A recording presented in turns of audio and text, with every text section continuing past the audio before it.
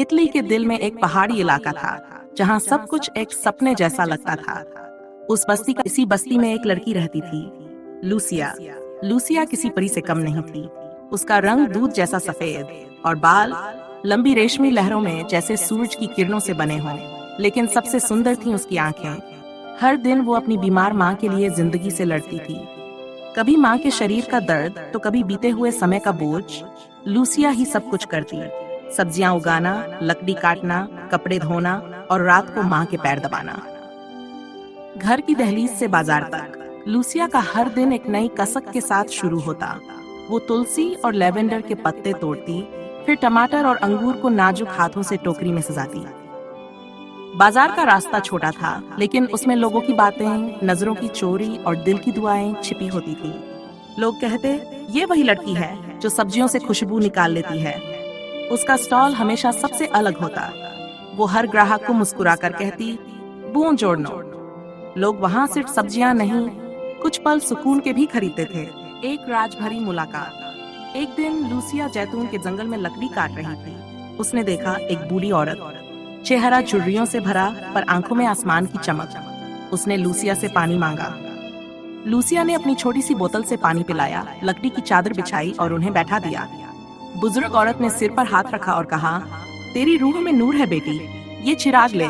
जब भी दिल की रोशनी बुझने लगे, इसे जला लेना। लूसिया ने मुस्कुराकर कहा, मैं बस दुआ चाहती हूँ, वही बहुत है।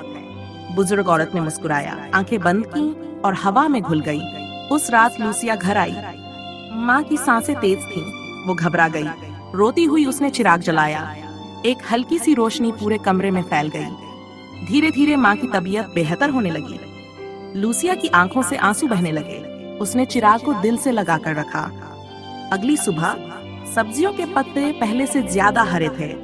टमाटर लाल और मीठे थे। बाजार में उसका स्टॉल सबका पसंदीदा बन गया। एक शहरी व्यापारी सिग्नोर अल्बर्टी ने कहा, तुम मेरे साथ फ्लोरेंस चलो, तुम्हारा काम पूरे इटली में फैला दूंगा। लूसिया पहले मना किया, लेकिन माँ की दवाइयों के लिए पैसे चाहिए थे। वो पूरी रात सोचती रही और फिर अगली सुबह स्टॉल बंद किया, माँ को गले लगाया और फ्लोरेंस निकल गई।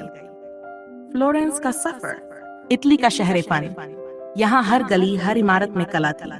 लूसिया का स्टॉल अब एक मशहूर ऑर्गेनिक बुटीक में बदल गया। उसके अंगूरों का रस एक हाई एंड वाइन कंपनी ने खरीदा और बेसिल के पत्तों से शेफ्स नई डिशें बनाने लगे। लूसिया अब अमीर थी, उसके पास दौलत थी, शोहरत थी, लेकिन दिल अब भी वाले दिलूचे में ही बसता था। हर हफ्ते वो अपने पुराने गांव जाती, माँ के साथ बैठती, जैतून के पेड़ों के नीचे वक्त बिताती। माँ के लिए एक नया घर बनवाया, पर चिराग अब भी तकिए के नीचे रखा रहता। एक दिन बुटीक में एक नया चेहरा आया, जियोवानी। एक पेंटर, रंगों से भरा हुआ लेकिन मेहनत से थका हुआ। उसने लूसिया का स्केच बनाया बिना उसे बताए। जब लूसिया ने देखा तो चौंक कर पूछा, ये मैं हूँ? जियोवानी ने सिर झुकाकर कहा, मैं तुम्हारी रूह का रंग समझना चाहता था। लूसिया हंस पड़ी। पहली बार उसने किसी को दिल से देखा। धीरे धीरे दोस्ती हुई, फिर वो दोस्ती प्यार में बदली। एक दिन फ्लोरेंस में मुसीबत आई, बुटीक में आग लग गई, सब कुछ जल गया। साल भर की मेहनत सब राख। लूसिया उस रात माँ के पास आई, चिराग जलाया, लेकिन इस बार रोशनी बाहर नहीं निकली। चिराग में सिर्फ उसका चेहरा दिखा, शांत लेकिन थका हुआ। माँ ने उसका हाथ थामा और कहा, अब वो चिराग तुमसे रोशनी चाहता है, तुम ही उसका जादू हो। उस रात लूसिया ने फैसला किया, अब फिर से शुरुआत होगी, लेकिन अपने दम पर। नई जिंदगी, नई शुरुआत। लूसिया ने वाले दी लूचे में एक नया स्कूल खोला, स्कुओला दी स्पेरांजा। वहाँ बच्चों को बागवानी, कला और खुश रहना सिखाया जाता। जियोवानी ने वहाँ आर्ट क्लास शुरू की। दोनों ने मिलकर एक नई दुनिया बनाई, जहाँ पैसा कम था लेकिन सुकून बहुत। हर सुबह लूसिया तुलसी के पत्ते तोड़कर माँ के लिए चाय बनाती। माँ मुस्कुराकर कहती, अब मुझे दवाई की जरूरत नहीं, तेरी खुशी ही मेरी सेहत है। आखिरी रात, एक रात लूसिया छत पर माँ के साथ बैठी, चांद पूरा था।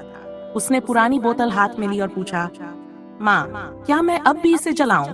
माँ ने उसका हाथ थामा और मुस्कुराकर कहा, नहीं मेरी बेटी, अब तुम खुद किसी की दुआ बन चुकी हो। लूसिया ने चिराग को बंद कर दिया और उसी रात आसमान में एक नई रोशनी चमकने लगी।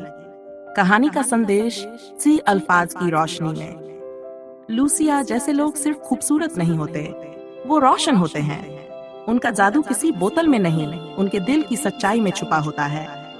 अगर कभी तुम अंधेरे में खो जाओ, किसी लूसिया को याद करना, जो बिना बोले हर चीज को रोशन करने का हुनर रखती थी।